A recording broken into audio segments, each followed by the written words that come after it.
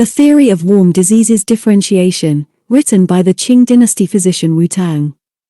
Chapter 2, Upper Jiao Section, Sections 22-.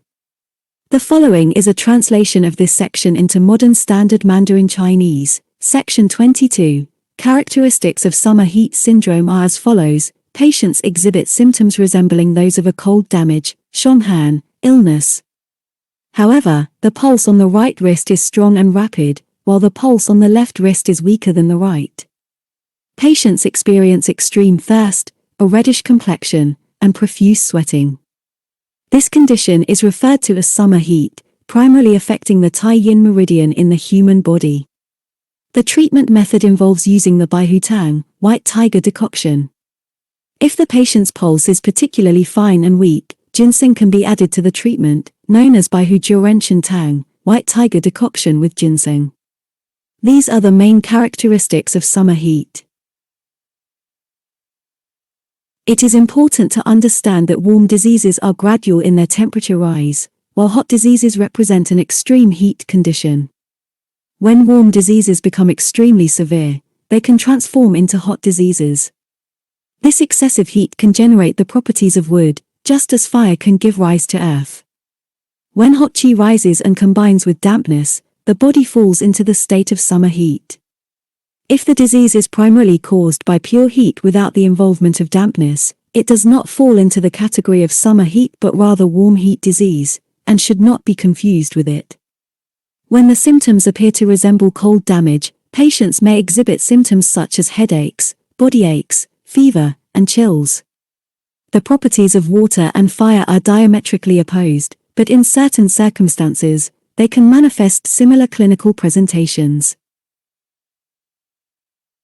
The text points out that when water reaches an extreme state, it can exhibit symptoms akin to those caused by excessive fire, and conversely, when fire becomes extreme, it can display symptoms resembling water-related conditions.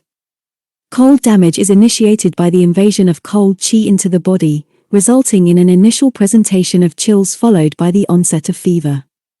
On the other hand, summer heat disease arises due to the dominance of intense heat, initially causing fever, with chills only appearing when the heat reaches a certain intensity. This phenomenon is attributed to fire's inhibitory effect on metal, and the inherent cold nature of the lungs, which gives rise to the chills. Therefore, while both fever and chills may be present in cases of both cold damage and summer heat, their fundamental causes are distinct. A strong, rapid pulse, and even the presence of a Q pulse correspond to the floating and tight pulse seen in cold damage. The condition of the pulse in the right wrist corresponds to the larger pulse in the left wrist observed in cases of cold damage. The right hand represents the qi aspect of the upper jiao, and because fire restrains metal, summer heat propagates from top to bottom, contrasting with cold damage, which spreads from bottom to top. The left hand represents the blood aspect of the lower jiao, explaining why the pulse on the left hand in patients with summer heat is weaker than on the right. Profound thirst and facial redness are indicative of symptoms typically associated with the Tai Yin stage in cold damage, which typically does not induce thirst and facial redness. The heat depletes bodily fluids, leading to thirst, and the more intense the heat, the more severe the symptoms become, with facial redness stemming from restlessness. The Chinese character, fan, meaning restless, includes the shape of fire, symbolizing the manifestation of heat on the face. Profuse sweating differs from the lack of sweating seen in cold damage. The use of Bai Hu Tang is recommended because it possesses the capacity to clear heat and alleviate summer heat, making it the conventional approach for treating summer heat. Bai Hu Tang's origins can be traced back to the Jin Kuei, Golden Chamber, a compilation of therapeutic wisdom from ancient sages.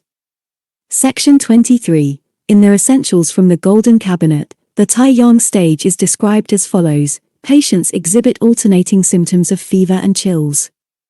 They experience a heavy and painful sensation in the body, with a wiry and thin pulse, slight hesitancy, normal urination, but raised body hair.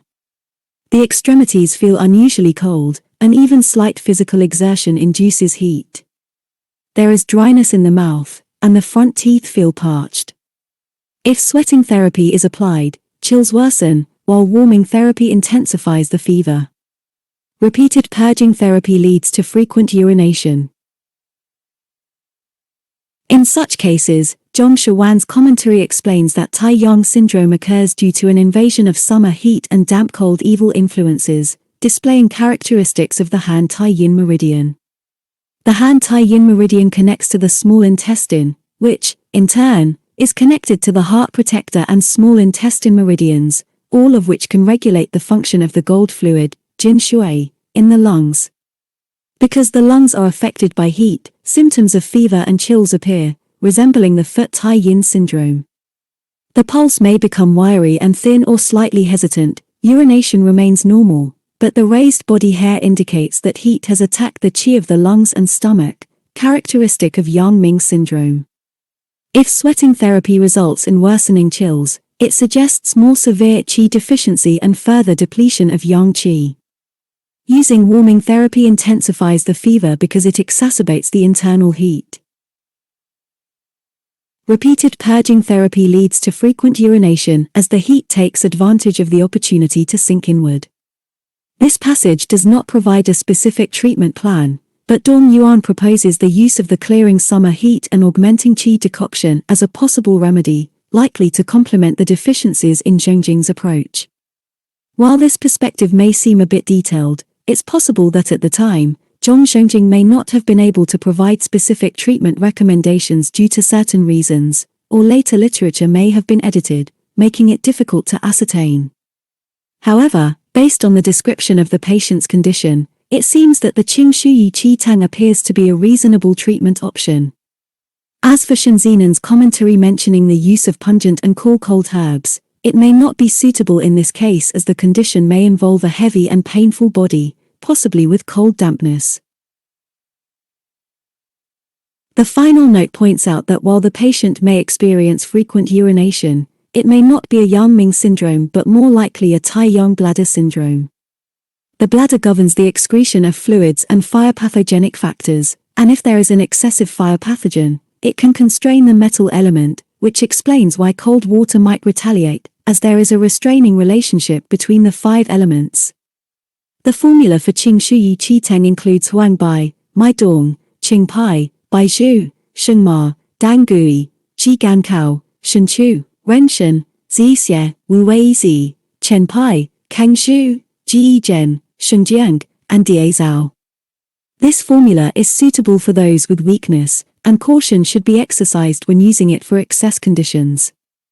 It should also be avoided if there is no sweating and only a sensation of heat.